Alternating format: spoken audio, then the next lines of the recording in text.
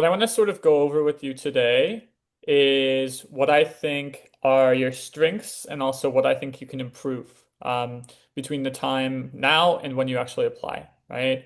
First of all, so in terms of your strengths right now, you have a solid SAT, and it's good that you had that coding experience with Warden that's also important.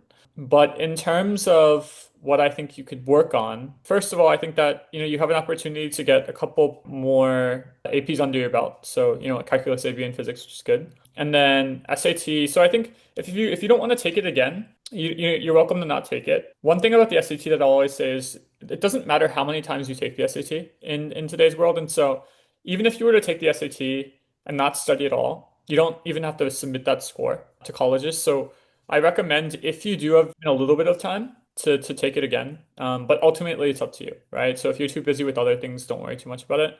And then finally, this third thing that I want to talk to you about is I call it a leadership project here. Colleges want to see the ability of you to be a leader, right? And so from what I've sort of grasped from your application so far, we don't have that sort of one experience that you created yourself that really shows your initiative as a person.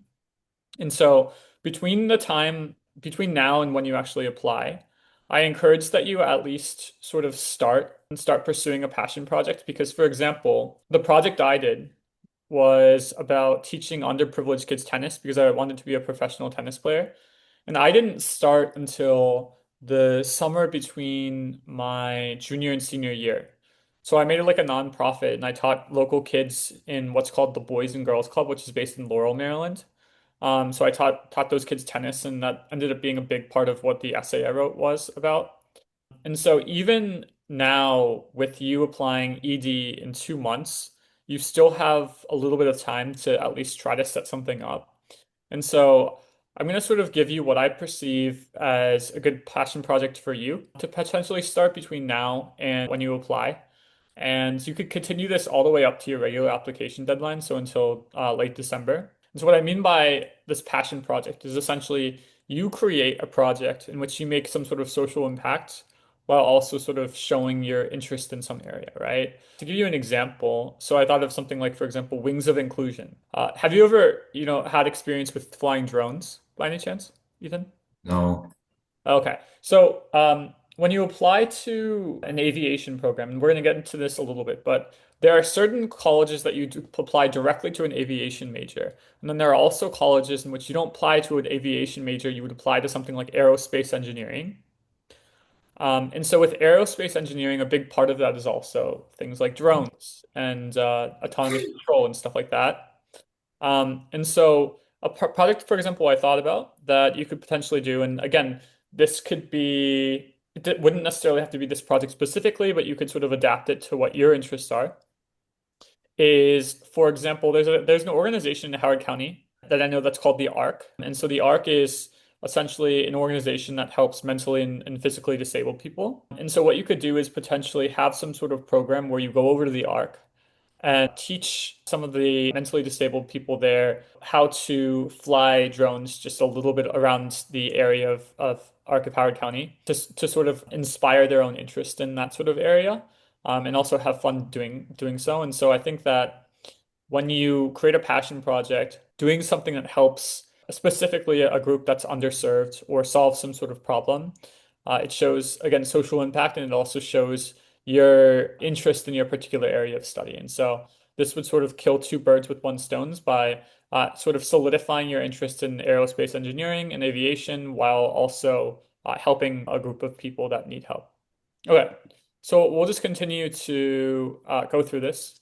So if you were to pursue a project like this, the timeline would be sort of the following. And so in September, you would start trying to contact this organization and planning a collaboration with the organization. And in October, you could actually execute a couple workshops. And so I think you probably know, early decision one, the deadline for applying to your early decision one or early action schools is generally November 1st. And so by October, you could have one of these actual workshops. And then in November, December, that's when you would sort of be expanding this activity and making it sort of a bigger thing so that when you apply to your regular schools too, you would also be able to really talk about this and have something impressive to show colleges. So, one thing that I think we need to go over also is depending on where you go to school, the path to becoming a commercial pilot is slightly different. Uh, Mr. Hong, have you guys looked into at all sort of the difference between going to a school specifically in aviation and also a general school and then majoring in something like aerospace engineering? Are you familiar with that, or do you want me to sort of explain in detail how it works? When you're an undergraduate, pursue this path. And so basically, there are certain programs that certain universities have where you have flight training directly built into the degree program. So essentially, while you're in college, you don't have to go to classes anywhere else. And inside the college themselves, you'll have specific courses relevant to flight training, and you'll get the flight training hours you need. The other side of this is going to a school, like for example, let's say you want to go to a school like University of Maryland.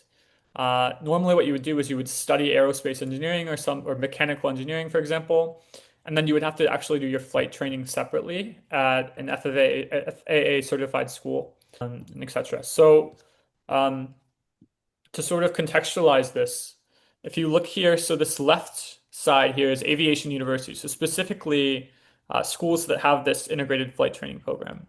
Aviation and more so just has an interest. So the traditional university route might be better. And so in terms of the options that you have here, so first of all, target schools, you guys talked about schools in the area. So UMD College Park has a good aerospace engineering program. UMBC, Penn State, Virginia Tech. No, Okay. So we would also have to work on a resume because the resume is going to be submitted separately. And then also on your activities section on your Common App, you're also going to be noting what your activities are. And so uh, having a resume is the first step of doing that generally.